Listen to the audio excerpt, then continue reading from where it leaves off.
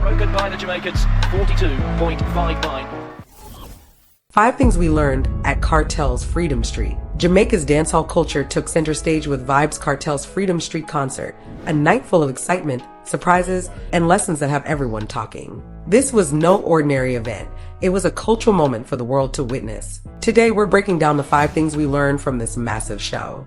First off, we have to talk about Chronic Law. This man officially takes the crown as the most carefree artist in Jamaica, and here's why. During his performance, Chronic Law didn't just entertain the crowd with his hit.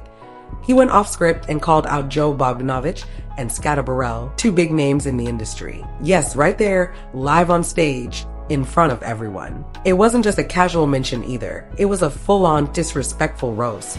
Scatter behave, yeah? Joke behave about buckle yourself. We there for Vybz Kartel, we not there for Uno. We not there for some white boy and a Rasta boy. Bad man, me not like people, my friend. The crowd couldn't get enough of it, cheering and laughing at the sheer audacity of it all.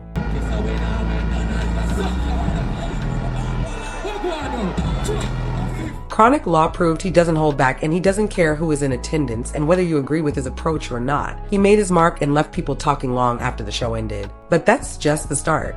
What really caught everyone's attention was the glaring lack of major sponsors for this monumental event. Yes, Freedom Street had no big corporate names backing it, and this leads us to the next major takeaway. Despite Kartel's incredible influence and the fact that his legal case has been quashed, corporate Jamaica still seems hesitant to support him. No logos from Digicel, no banners from Red Stripe, nothing. This wasn't just surprising, it was a statement about how dancehall and its biggest stars continue to face barriers when it comes to mainstream support. Yet despite this lack of sponsorship, the event was a resounding success. Kartel and his team proved that the power of the people and the music can overshadow corporate indifference, but it does make you wonder how much bigger Freedom Street could have been with proper backing. Speaking of Kartel, let's move on to what we learned about the King of Dancehall himself. Vybz Kartel still has the spark, the energy, and the unmatched connection with his fans that made him a legend in the first place. His stage presence is magnetic, his delivery still sharp, and every moment he was on stage felt like magic. That said, even legends have room for improvement. There were moments during his performance where it was clear his breath control could use a little fine-tuning. It's not a huge issue, but imagine the impact of his already powerful stage presence if he polished that one detail. Kartel proved he still got it and left fans excited for what's next as he continues to plan his return to live performances. And then there's Spice. The Queen of Dancehall, as expected, delivered a high-energy performance, but what truly stood out was the unexpected twist. Spice took a shot at Alkaline. She was the only artist at Freedom Street to diss the Vendetta DJ on stage. It was bold, it was unexpected, but here's the question. Why? Was it a calculated move to keep the buzz going? Or is there something deeper behind this onstage jab? Either way, the drama added an extra layer to her performance and had everyone talking about Alkaline, even though he wasn't part of the event. Only in dancehall can one artist dominate a conversation without even showing up. Finally, we come to the big picture, and it's a comparison that had to be made.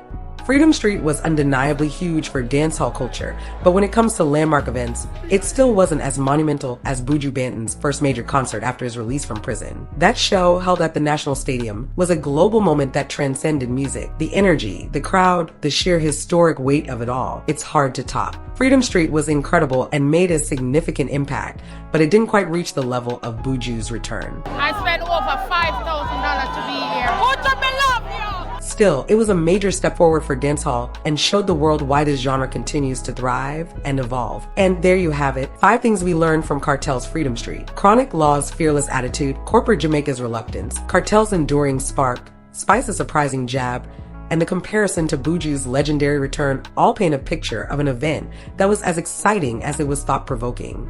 Now it's your turn. What are your thoughts on Freedom Street? Did it live up to the hype, or were there moments you felt could have been better? Let us know in the comments. Hit that like button if you're feeling the vibes, and subscribe for more dancehall updates, culture deep dives, and everything in between. Until next time, stay safe and keep the energy alive.